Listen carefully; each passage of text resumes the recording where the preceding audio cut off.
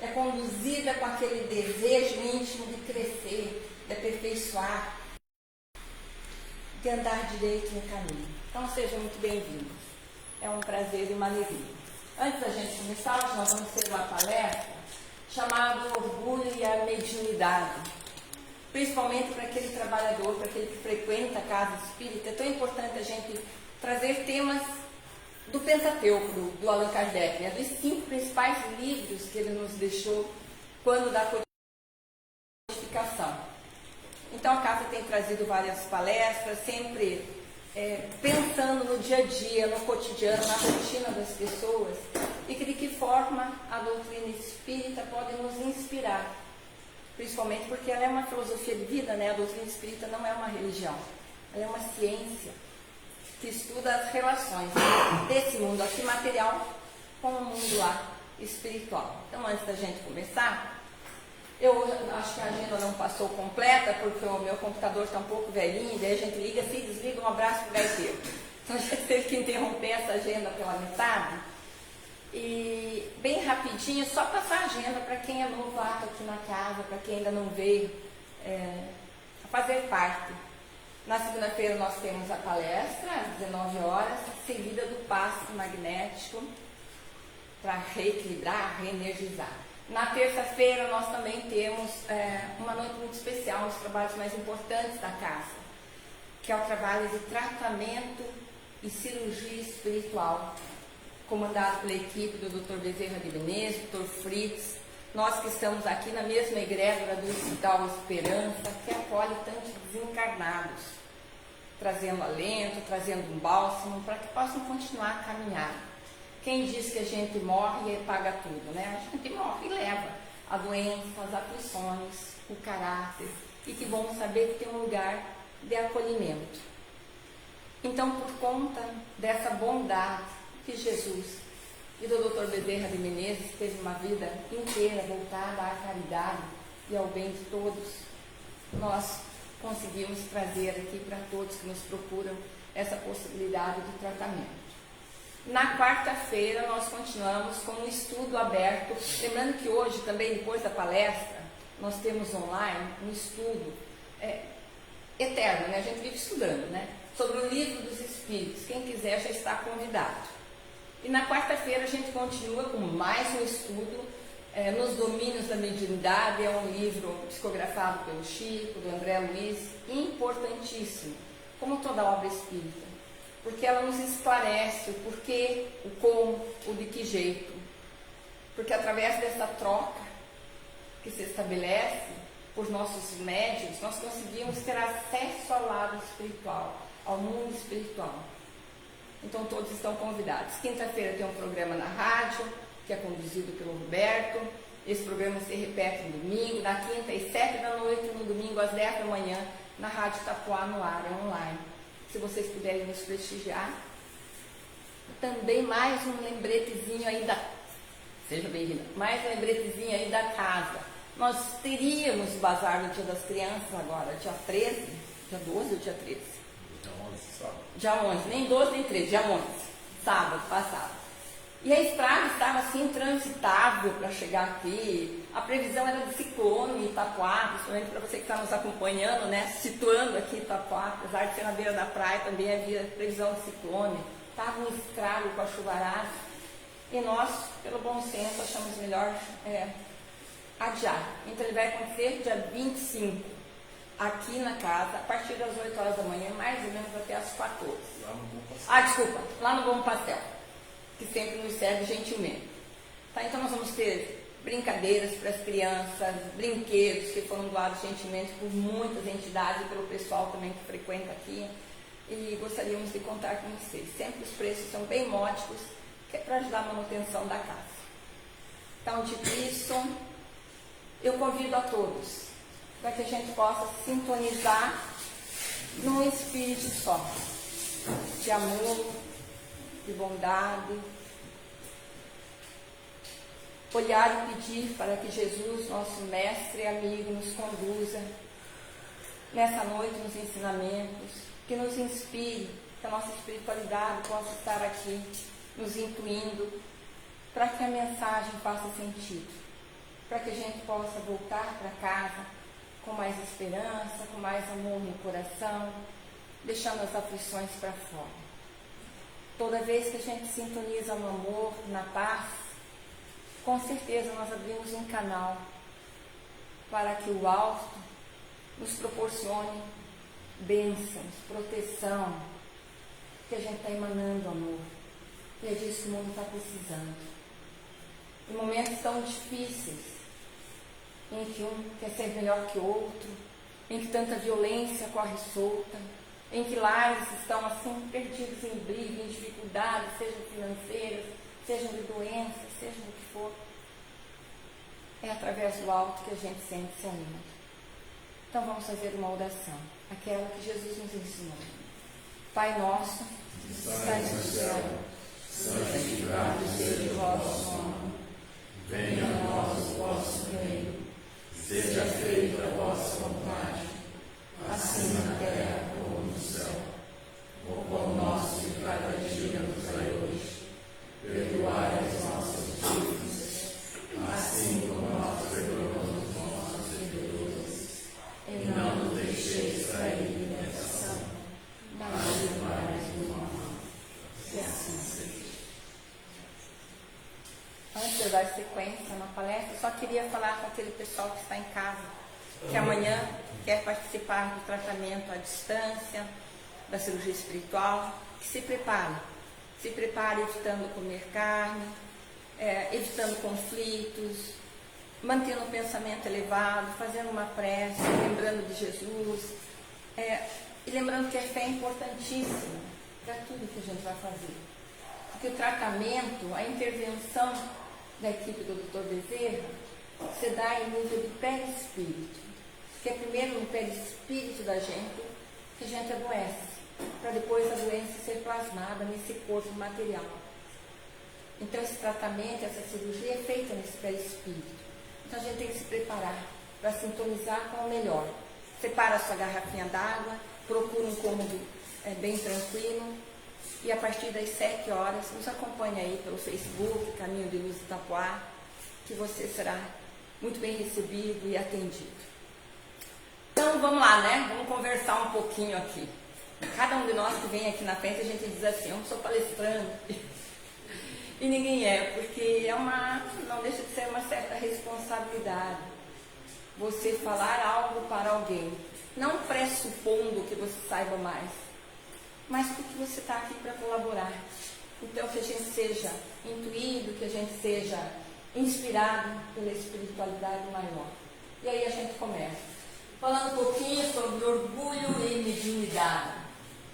Esse é o item 11 e 12, que faz parte lá do capítulo 7 do Evangelho segundo o Espiritismo, da obra de Kardec. Esse capítulo 7, ele fala sobre os pobres de espírito. Isso já causou tanta confusão, pobres de espírito, mas o que é isso? Significa que todos nós, quando nascemos, quando fomos criados por Deus, nós somos criados simples e ignorantes.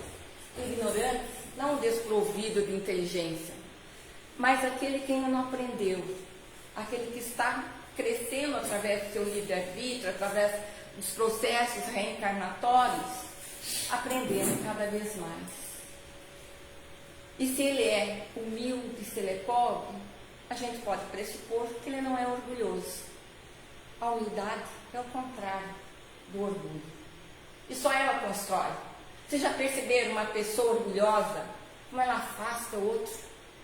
Como a aura, como a energia parece não acolher? E por que será que a gente é orgulhoso? Se a gente volta lá atrás, a gente vai pensar um pouquinho que foi feito tudo igual, né? Pobre de espírito, ignorante. E se um rei se despir na frente do seu servo, o que vai restar? O que difere ser rei? Nada. É humano igual. E se fizermos um corte, vai ser sangue igual. E se esse sangue for analisado pela ciência, ninguém vai dizer, esse é do rei, esse é do súdito. Porque é igual. Porque é igual. Quando uma pessoa fica doente, vai para uma cirurgia e ela é aberta, os órgãos, a conformação fisiológica é a mesma em todo mundo. pátria de se achar melhor. Talvez eu tenha tido a sorte de ter frequentado uma escola melhor, talvez outro tenha tido a sorte de ter nascido numa família mais privilegiada financeiramente, então tem um carro melhor, consegue se vestir melhor. Mas isso me faz ser melhor que o outro? Não. E quando nós estamos falando de orgulho e mediunidade, aí a gente vem bem para a doutrina espírita. Porque a mediunidade, ela tem uma importância nessa comunicação, em trazer essa boa nova, em esclarecer, é por isso que Deus permitiu. Chegou um tempo que a humanidade já estava madura para entender conceitos, para entender essa relação do mundo espiritual, nossa pátria primeira, e o mundo material. Antes não podia acontecer, porque é como uma criança que vai para a escola. Como é que você vai dar aula de química? Uma criança de 6 anos, ela não vai entender.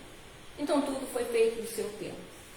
Então o tempo de Kardec, com toda a experiência, com todo o estudo que ele tinha, com toda a forma, porque ele era um pesquisador, não é? Com toda a forma, toda a metodologia, ele foi eleito para finalmente trazer essa codificação para nós. E o objetivo único é esclarecer. É dizer, a vida não se finda aqui na matéria, ela é ad eterno. E a gente começa a entender todos os propósitos. Então, vamos em frente.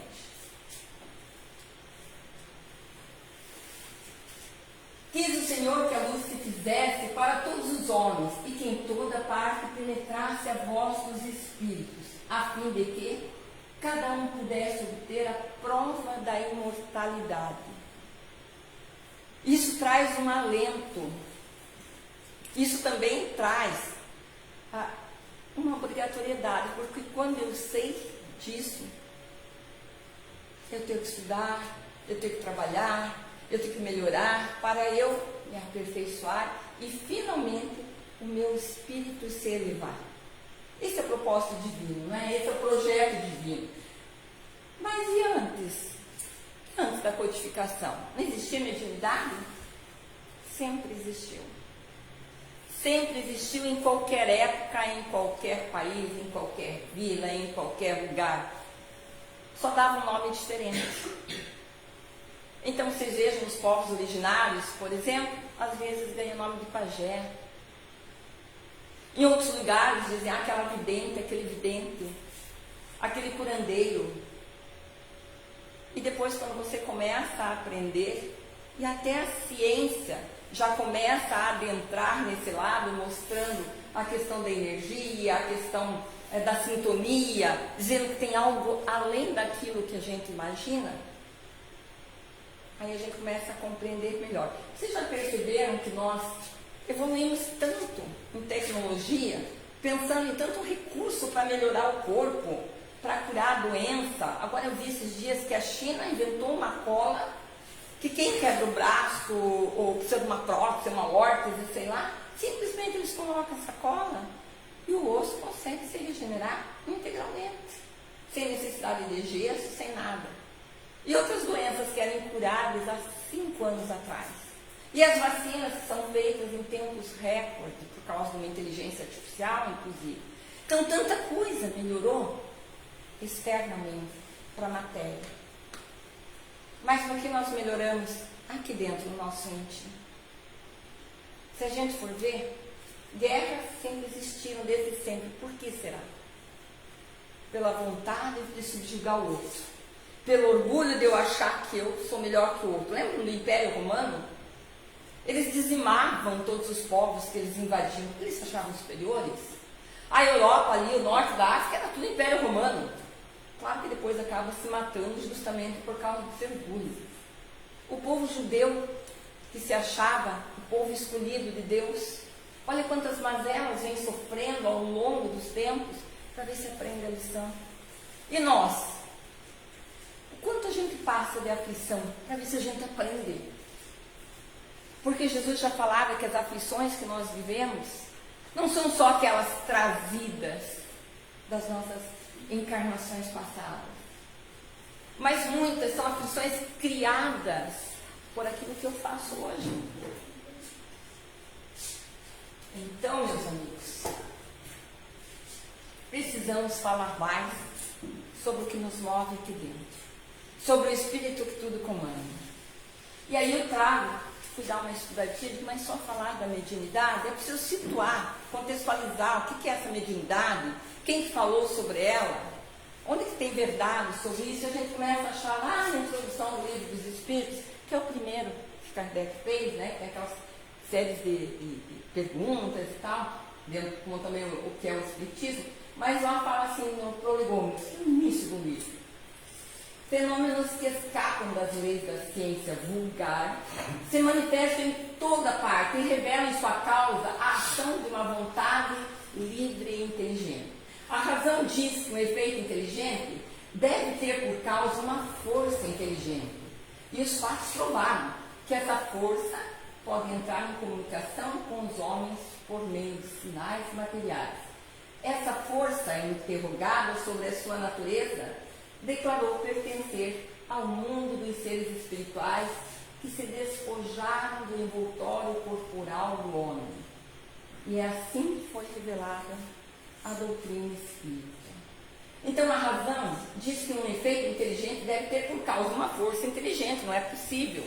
E lá na época de Kardec, da decodificação, aconteceram muitos fenômenos justamente para chamar a atenção. Nada acontece por acaso, de forma aleatória. Então é o momento da gente conhecer alguma coisa sobre o lado de lá. E aí as mesas começavam a girar, e aí havia espetáculos em cima disso, e aí havia batidas que ninguém explicava. Mas existe uma causa disso aqui. O que está provocando isso? Quando eu investigo através da física, através da observação, e não acho uma causa natural, algo está acontecendo. E aí se percebe que existe uma força inteligente. Essa força é o Espírito. Essa força que move todos, mas que precisa de um intermediário para se manifestar. E quem seria o intermediário para essa força poder se manifestar, para esse Espírito poder vir? O médium. Diz que todos nós somos médiums. Uns assim, outros assim. Se consagrou, acho que para facilitar mesmo, que aquele que consegue ver, consegue falar, consegue psicografar, só esse é chamado de médium. Mas todos nós nascemos com um pouquinho de mediunidade. Eu convido vocês a olhar para as crianças, principalmente as crianças abaixo de 7 anos, 5 anos. Vocês já viram que elas às vezes brincam com alguém que a gente nem imagina quem é? Pode ser que seja uma parte de criatividade, mas em grande parte dela elas têm um amiguinho imaginário. Porque até nessa tenra idade eles ainda têm uma conexão na espiritualidade. E não se preocupam em explicar. Eles vivem. E depois, por conta da cultura que a gente vive, aquilo vai se apagando, não recrudesce. Claro que se o fenômeno se manifestar, porque tem uma mediunidade maior, aí ela é convidada a ser estudada. Né? O que está acontecendo aqui? Aí os pais, muitas vezes, por não compreenderem, se desesperam. Outros levam em lugares para que tire aquilo, porque ela deve estar possuída. Quantas vezes vocês já não viram isso? Quando a gente assiste aqueles filmes lá da Idade Média, em que a manifestação da mediunidade era chamada como heresia, e que muitas pessoas queimavam na fogueira, inclusive, não só esses hereges, né, mas aqueles que liam, aquelas mulheres que conheciam a força das plantas, então tudo aquilo que era desconhecido não merecia crédito. E a mediunidade, durante muito tempo, em muitos lugares, pagou um preço alto, simplesmente por existir. E ela é natural, não é um fenômeno sobrenatural. Ela é natural. É como uma matemática, 1 mais 1 é 2. Então ela sempre esteve presente. E aí a gente segue trazendo mais um exemplo dessa existência da mediunidade desde sempre. No Antigo Testamento, Joel, no capítulo 2, já dizia: e há de ser que depois derramarei do meu espírito sobre toda a carne. Vossos filhos e filhas profetizarão. Vossos jovens terão visões e vossos velhos sonhos. Nesses dias derramarei do meu espírito sobre meus servos e servas, e eles profetizarão. Então era necessário vir essa ajuda. Nós nunca estivemos sozinhos. Sempre Ele esteve conosco e estará, desde sempre e para sempre. Então, em alguns momentos, lá no Velho Testamento, vocês vão ver, fala muito em profetas. Esses profetas eram aquelas pessoas especiais, até que previam calamidades, que orientavam que caminho aquele povo seguir, que acolhiam pessoas. Então, sempre existiu, só que com um nome diferente. E sempre foram pessoas muito importantes pela lucidez, mas principalmente porque essas pessoas que vibravam no amor sintonizavam com espíritos bons. E aí tem um ponto importante. Não é porque eu sou médium que eu sou do bem.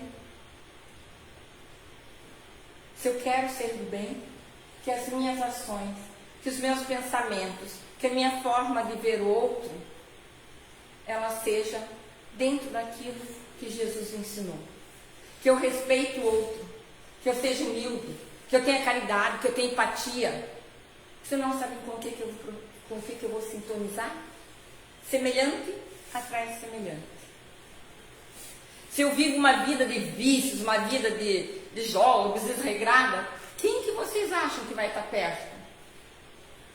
Espíritos com a mesma vocação. E aí eu vou ser incluída no quê? E aí existem espíritos zombeteiros também. Então, que tipo de médium eu vou ser? Eu seria um médium confiável? Eu seria um médium que está cumprindo o papel dele de esclarecer e elucidar, principalmente numa época em que nós estamos passando por uma transição planetária? Isso é tão importante, porque nessa transição planetária que nós estamos passando, em que o planeta Terra vai deixar de ser de provas e expiação, para ser de regeneração, o que significa que vamos subir um patamar, e aqui onde a maldade prevalece, nós vamos para um outro patamar, onde o bem vai prevalecer. E vocês acham que quem está desencarnado quer ficar num mundinho que ainda tem doença, que ainda tem guerra, que ainda tem briga, ninguém quer ficar. Então esse mundo invisível, essa psicosfera que existe no ar de vários milhões de desencarnados que estão percebendo que está chegando a última chance, ela está toda mexida e ela influencia sim. Nunca tivemos, gente, tanta síndrome do pânico, tanta depressão, tanto suicídio, tanta violência, em que nível seja, tanta briga em casa, tanta família se desfazendo. Ah, mas é que antes não tinha informação, mas existia estatística. Então ninguém está falando assim de achômetro. Se você for pesquisar um pouquinho, você percebe que quanto essas coisas pioraram. Em contraponto, quanta coisa boa surgiu, quanto projeto bom surgiu, quantas pessoas se engajaram em causas da natureza, em causas de proteção animal, em causas de proteção do outro, de respeito. Mas ainda tem os renitentes, né, que não querem aceitar e que tipo assim, eu não vou sozinha ficar aqui, vou trazer isso aqui junto. E que fica nos inspirando o tempo todo conforme a sintonia que eu tenho. Por isso, orai e vigiai é tão importante. E principalmente aquele que tem a mediunidade que foi uma dádiva para o trabalho. Mas a gente não pode esquecer, principalmente quem está numa casa espírita, quem tem todo esse conhecimento, que a quem muito é dado, muito será cobrado. Você já não é mais ignorante. Você já sabe o caminho. Você já tem discernimento. Onde é pensamento, há escolha. E por que eu escolho ainda ficar de um lado que vai continuar me atrasando? Aqui no livro Os Mensageiros fala sobre ouvir as instruções. As transições essenciais da existência na Terra encontram a maioria dos homens absolutamente distraídos das realidades eternas. Por que será? Há tanta distração hoje, né? A tecnologia inventou esse negocinho aqui chamado celular. Eu duvido que alguém aqui não passe mais de 2 horas no celular por dia. Que a gente precisa para trabalhar, para ver, para interagir, para se comunicar. Mas isso também trouxe distanciamento. Isso também trouxe uma necessidade de reconhecimento que muitas vezes, por a gente não ter, na troca direta com o outro, a gente inventa. Inventa fazendo o quê? Colocando fotos de como eu estou, mas não sou, de lugares que eu viajo, que eu queria fazer. Para quê? Por orgulho? Ah, olha o carro novo que eu comprei. Para quê? Para que eu sentar lá? Olha a festa que eu dei na minha casa, gente. Só falta dizer assim, a tua não foi igual. Por quê? O que está se movendo? Aí lá e postar tudo isso. Para quê? Uma coisa é a interação necessária, a troca boa.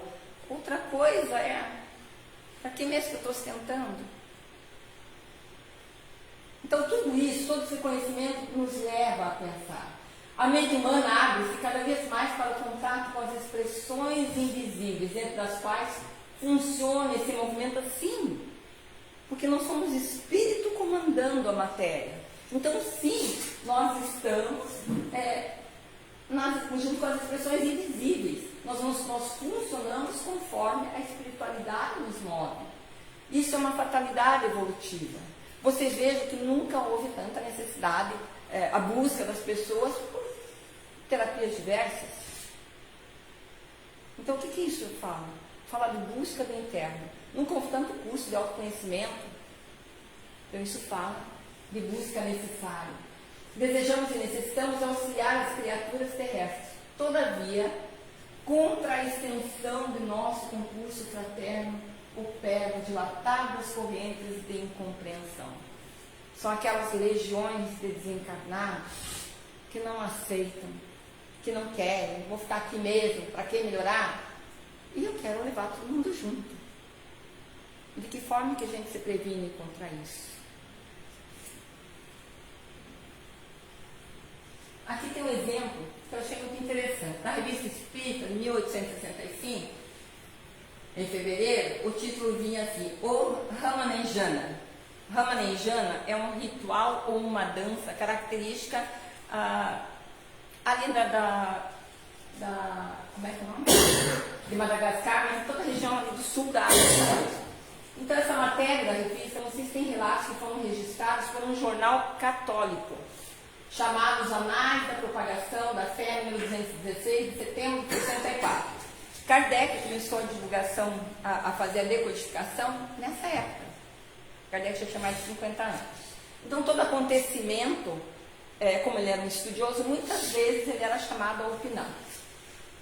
Então aconteceu lá na ilha de Madagascar, em sua capital chamada Tananarive, e enviados por um correspondente. Esse correspondente católico estava lá para observar a guerra que estava acontecendo por causa de uma tentativa de colonização. Vocês me permitem, eu vou ler essa história, porque eu achei ela bastante interessante. Eu vou abreviar, tá? Não se assustem. Ela fala assim, o cara começa a escrever lá, tá? Não teve fama na cidade, senão de convulsões e de convulsionários. Deles há por todos os lados. Avalia-se seu número em mais de 2.000. O barulho que fazem é tal que nos impede de dormir. Quando os tambores bateram a chamada, eis que mais de 1.000 soldados deixam bruscamente as fileiras e se põem a dançar o Ramanenjana. Essa doença age especialmente sobre os nervos e exerce neles uma tal pressão que provoca logo convulsões e alucinações. Como ele não sabia identificar o que estava acontecendo, ele chamou de doença, né? Aqueles que são atingidos por ela sentem primeiro dores violentas na cabeça, na nuca, depois no estômago. Ao cabo de algum tempo, os acidentes convulsivos começam. É então que os vivos entram em comunicação com os mortos. Ele faz relatos de uns que falaram com o pai, enfim. As carreiras desses energúmenos não têm nada de bem determinada. Uma vez levados, não se sabe por qual força irresistível se espalham no campo, uns de um lado, outros de um outro, uma algazarra só. Daí tem o resto da história, que não é o caso. E essa situação chegou até Kardec. E ele, avaliando a situação, conclui. Tudo prova, pois, que lá, como em Mozinho, esses fenômenos são resultado de uma obsessão ou possessão coletiva, verdadeira epidemia de maus espíritos, assim como se produziu ao tempo do Cristo e em muitas outras épocas. Cada população deve fornecer ao mundo invisível ambientes Espíritos similares pelo espaço reagem sobre essas mesmas populações, das quais, em consequência de sua inferioridade, conservaram seus hábitos, os pendores, os preconceitos. Os povos selvagens e bárbaros estão, pois, cercados de uma massa de espírito ainda selvagem e bárbaros. Essas alucinações, como as chama o correspondente do jornal, não são outra coisa senão uma obsessão coletiva. Então, olha quanto é importante a psicosfera que o nosso pensamento enquanto comunidade acaba criando. Então, eu fico pensando que quando a gente liga um jornal, parece que a notícia boa não dá ibope, né? Só tem notícia ruim. E aí como é que a gente fica? O que a gente está vibrando? E é um espírito, passa lá, tá? Não, um espírito se manifesta a Kardec espontaneamente e complementa a conclusão dele dizendo: aqui é uma obsessão coletiva produzida por uma pleiada de espíritos atrasados que, tendo conservado suas antigas opiniões políticas e culturais, vêm por manifestação tentar perturbar seus compatriotas a fim de que estes últimos, tomados de medo, não ousem apoiar as ideias de civilização que começa a se implantar nesse país. Enfim. E aí a gente vê mais uma vez a responsabilidade da reforma íntima, de sintonizar com o bem, de orar, de agradecer, de ajudar, de estar em caridade, de ter empatia pelo próximo.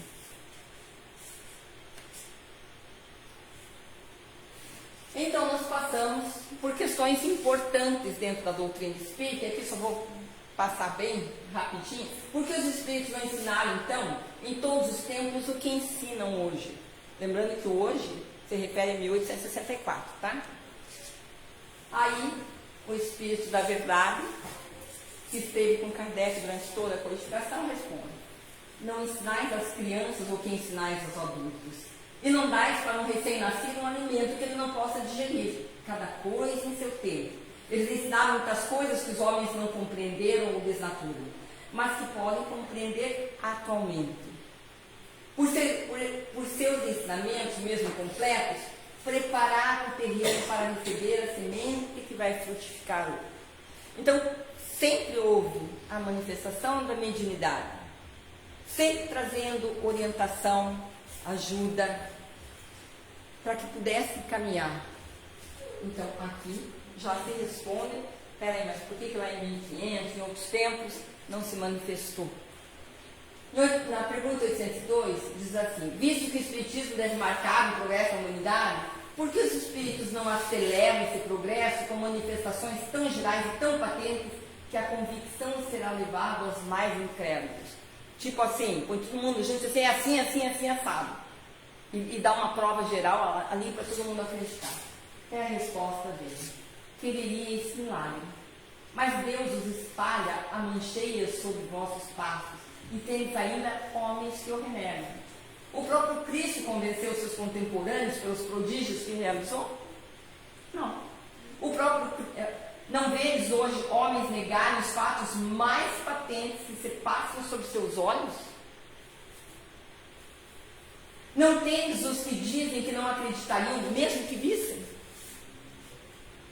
Não. Não é por prodígios que Deus quer conduzir os homens.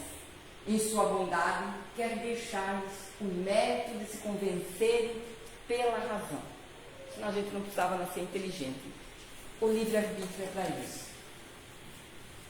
E, finalmente, a gente já está quase terminando, nós entramos lá no livro dos médiuns, no capítulo 14, que diz assim, que fala o que é ser médium, como a mediunidade se manifesta.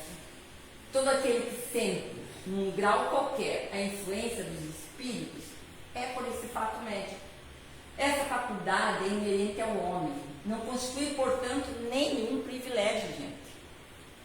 Por isso mesmo, raras são as pessoas que dela não possuam alguns rudimentos. Pode, pois, dizer-se que todos são mais ou menos médios. Todavia, usualmente, assim só se qualificam aqueles em que a faculdade mediúnica se mostra bem caracterizada e se traduz por efeitos patentes de certa intensidade, ou que então depende de uma organização mais ou menos sensitiva. Aquilo que a gente já falou. E finalmente, então, a gente agora conhecendo o que é o Espiritismo, de onde ele veio, o que é a mediunidade, qual o papel dela, nós olhamos de novo o título da nossa palestra. O que é o orgulho? O orgulho é a mediunidade.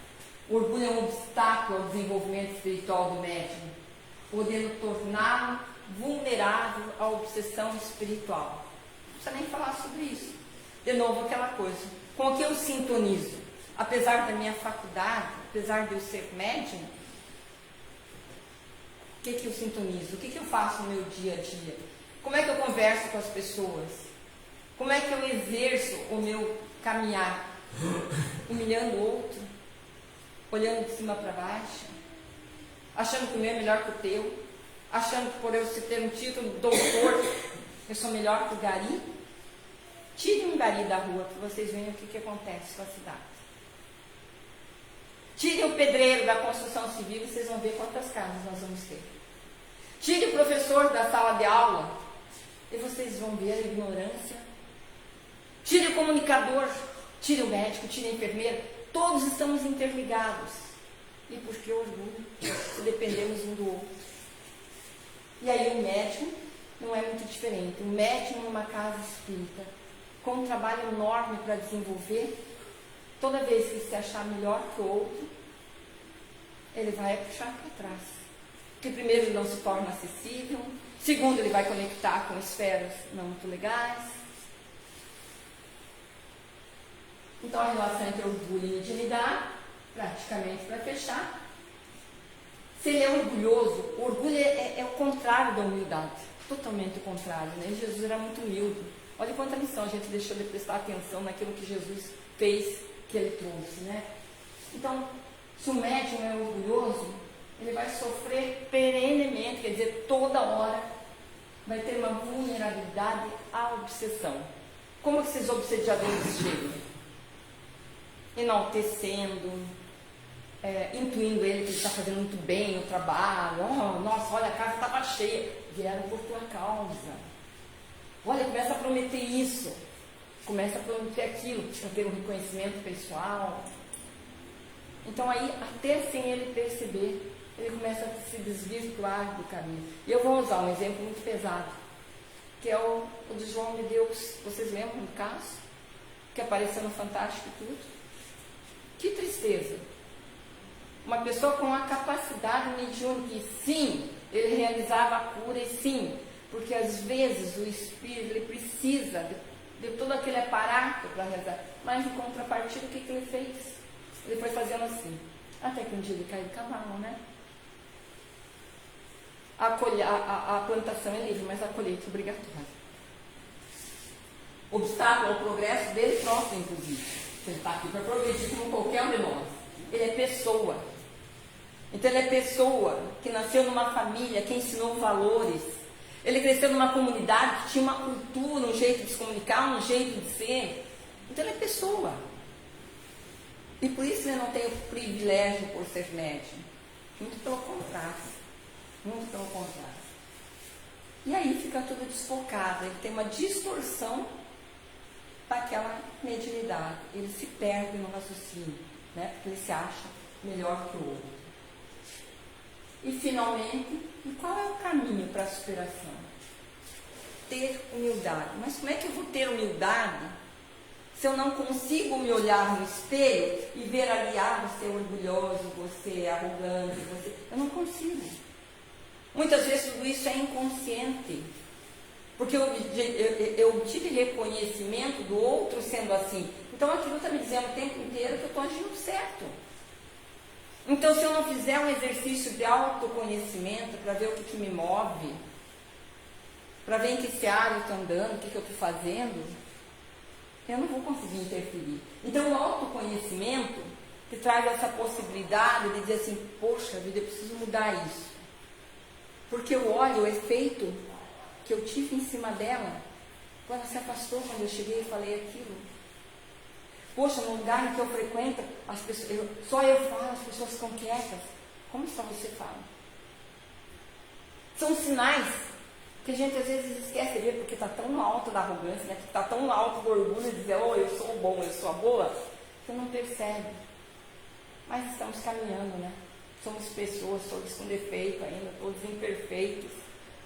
Mas que bom se eu puder fazer esse exercício de autoconhecimento para o autoaperfeiçoamento, para a transformação necessária, e daí eu conectar com o que precisa mesmo, para que mensagens muito boas cheguem para agradar tudo. Não agradar no sentido de ser bonzinho, agradar no sentido de felicidade, trazer a informação confiável, de estar em consonância com aqueles espíritos que sim, têm algo a dizer. Prática da caridade. Não precisa nem falar. Não é aquela caridade de dar o que está sobrando. Não é aquela caridade de repartir só o pão. Mas é aquela caridade que é tão difícil hoje, da disponibilidade do tempo, principalmente. Da disponibilidade do amor. Ah, mas eu não vou lá aquela pessoa lá, se eu for lá, o que vão pensar? Ah, mas poxa, ela falou que ela está triste, está chateada. Ah, mas tem um compromisso, agora naquela hora eu ligo, não lembro mais de ligar.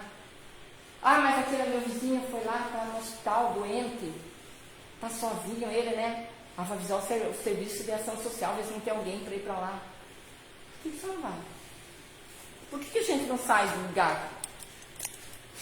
Por que nós ficamos imobilizados, centrados no eu?